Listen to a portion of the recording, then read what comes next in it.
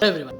So today we are going to discuss about heat and hot and cold object, about temperature also. First of all, is it possible to survive life on the earth when the temperature of the earth is very cold or very hot? Obviously no, because we need a proper climate, we need a proper temperature, appropriate temperature to spend the life on the earth.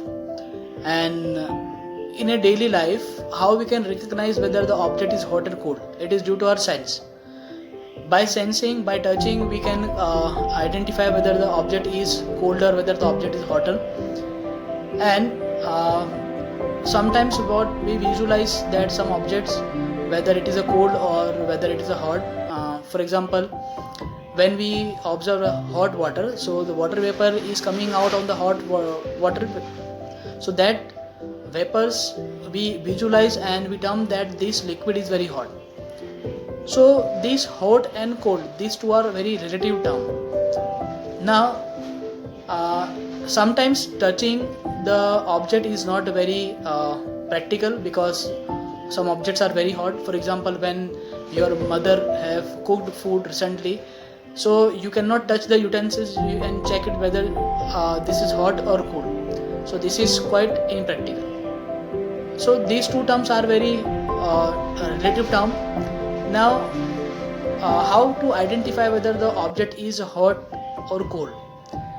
So the temperature, it's due to about temperature. So temperature means that is the degree of hotness of an object, or we can say the temperature is a measurement of the average particle, the average energy of the particles in substance.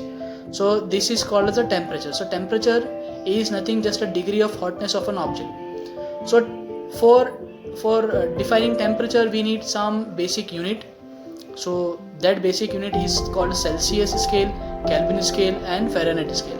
So by the help of this scale, we can easily identify, or we can easily recognize whether the object is how much cold, whether the object is how much hot. So there is some relationship between a Celsius scale and Kelvin scale. Like in the minimum possible temperature on the earth is minus 273.15 degrees Celsius. This is the minimum possible temperature on the earth. Likewise, Kelvin is also in the same, that is in Kelvin scale we can see the magnitude, the term are the figures are always in positive. You have not seen, or you have not listened the such term like minus 20 Kelvin. So Kelvin scale is such scale where all the numbers are in positive. That means we can represent all the numbers in positive.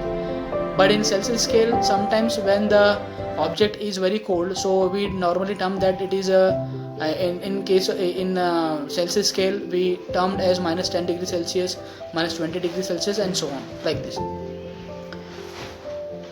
Now temperature is measured with the help of thermometers. There are many thermometers, and there is a basic two principles, two points which makes a thermometer is a device and which is able to measure the temperature. That the first thing is the sensor which senses the object and it shows the temperature with the help of any liquid or with the help of any material. And the second thing is scale. So when the liquid which is there in the temperature, which is there in the thermometer is rises and it shows it's reached to the particular level, so that level will be measured by the scale. So in this way thermometer we can use. There are different types of thermometers are there, that is alcohol thermometer, and such thermometers are based on alcohol, that is alcohol is running in the capillary tube.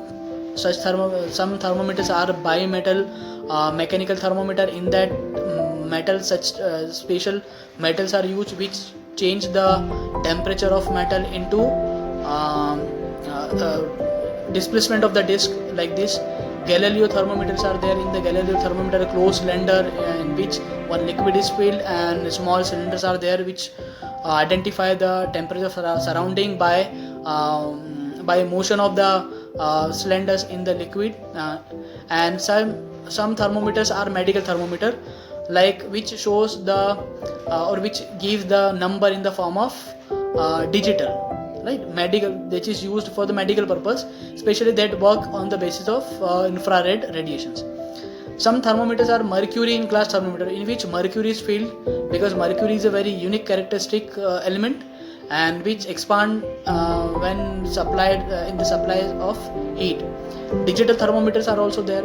So these are some types of thermometer. Now, how to read a thermometer? For reading a thermometer, we need a proper scale on the thermometer and a bulb which is acting like a sensor. Okay. Now in the next video we will see about how to read a clinical thermometer and how to read a laboratory thermometer. Okay, thank you so much.